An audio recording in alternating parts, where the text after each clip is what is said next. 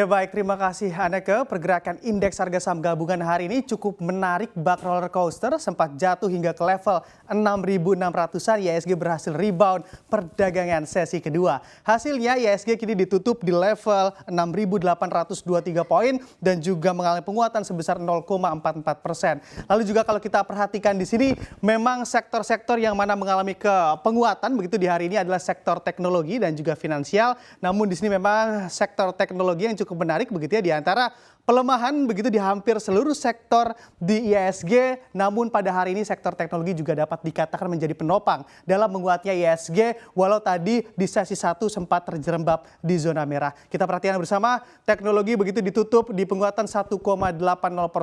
Lalu walaupun IHSG juga sudah cenderung rebound pada perdagangan di pekan ini, pelaku pasar juga patut waspada. Pasalnya dalam sepekan terakhir aksi jual investor asing sudah lebih dari 3,3 triliun rupiah. Adanya rencana normalisasi kebijakan moneter yang agresif di Amerika Serikat juga menjadi salah satu penekan bursa saham. Selain itu, inflasi yang terus memanas juga menjadi perhatian dan juga pemerintah bahkan memprediksi tingkat inflasi di Indonesia dapat mencapai 4% pada tahun 2022 ini. Salah satu sektor saham yang menjadi penopang IHSG seperti yang saya katakan tadi adalah sektor teknologi yang dimotori oleh Gotoh dan juga Bukalapak. Saham Gotoh sudah bergerak cukup liar begitu ya. Memang pada perdagangan awal pekan ini, bahkan pada perdagangan kemarin saham Gotoh juga sempat melesat 24%. Namun demikian saham Gotoh juga masih ambles di bawah level IPO-nya sebesar Rp338 per saham. Kita update juga di sini untuk Gotoh, Gojek, Tokopedia begitu mengalami penguatan 10% lebih, bahkan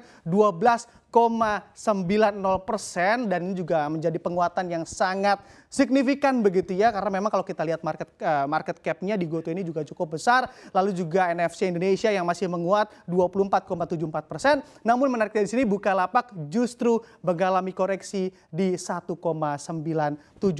Lalu juga berbeda dengan bursa domestik, bursa saham utama di kawasan Asia justru tertekan pada perdagangan hari ini. Indeks Hang Seng juga tertekan lebih dari 2% yang disusul oleh Nikkei yang juga ambles hampir 2%. Tekanan di bursa Asia juga terjadi akibat jatuhnya saham-saham sektor teknologi, di mana saham Tencent dan juga Alibaba ambles lebih dari 6%. Kekhawatiran akan inflasi ditakutkan akan menekan kinerja keuangan para emiten pada tahun 2022 ini. Kita perhatikan juga dan kita update bersama di mana bursa Asia hanya Shanghai Composite yang ditutup begitu ya, yang mengalami penguatan atau terapresiasi 0,36%.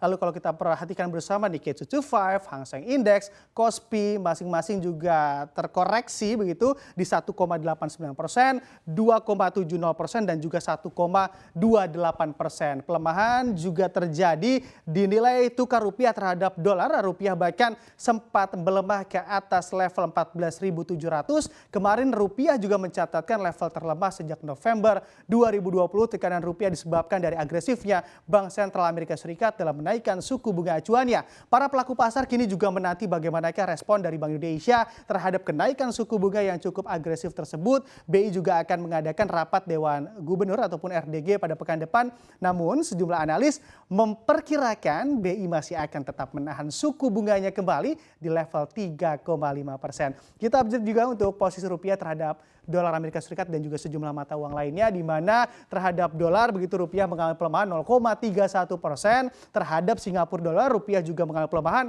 0,51%, terhadap Japanese yen rupiah juga melemah 0,43%, dan terhadap euro rupiah melemah 0,42%.